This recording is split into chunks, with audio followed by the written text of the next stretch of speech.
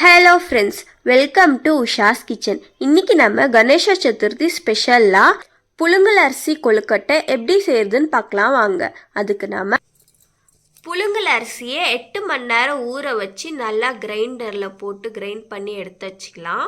ஒரு தேங்காயை துருவி எடுத்து வச்சுக்கலாம். நிலக்கடலையை வறுத்து தூள் பண்ணி அது கூட வெல்லத்தை பொடி பண்ணி சேர்த்துக்கலாம். பூர்ணத்துக்காக வெல்லத்தை சூடு பண்ணி எடுத்துக்கலாம். வெல்லம் நல்லா உருகுனதுக்கு அப்புறமா துருவி வச்ச தேங்காயை சேர்த்துக்கலாம். கொழுக்கட்டை மாவு ரெடி பண்ணுறதுக்காக பேனில் 1 ஸ்பூன் அளவு எண்ணெயை ஊற்றிக்கலாம்.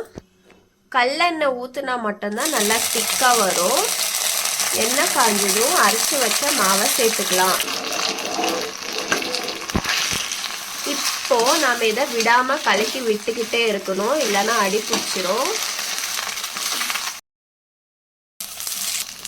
எல்லா பக்கமும் நல்லா வறுந்துருச்சு. கொஞ்சம் கூட மாவு மாதிரி இல்லாமல் கெட்டியாகிடுச்சு. இப்போ நம்ம இதை ஆஃப் பண்ணி எடுத்துடலாம்.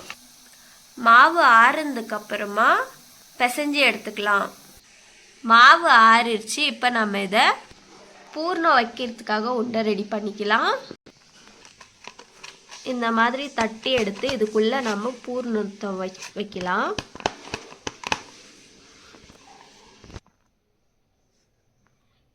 பூர்ணத்தை வச்சதுக்கப்புறமா இதை நாம் ப்ராப்பராக பின்னி எடுத்துக்கலாம்.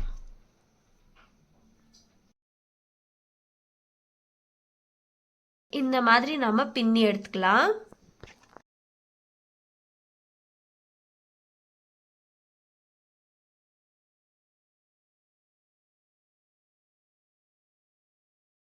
கொழுக்கட்டை மாவில் ஸ்டஃப் பண்ணி ரெடி பண்ணி எடுத்தாச்சு. இப்போ இதை நம்ம இட்லி பாத்திரத்தில் 15 மினிட்ஸ் வேக வச்சு எடுத்துக்கலாம்.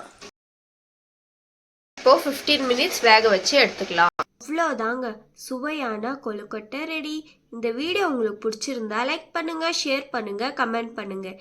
இதே மாதிரி நிறைய குக்கிங் ரெசிபீஸ்க்காக மறக்காமல் உஷாஸ் கிச்சன் சேனலை சப்ஸ்கிரைப் பண்ணிக்கோங்க. தேங்க்யூ ஃபார் வாட்சிங்.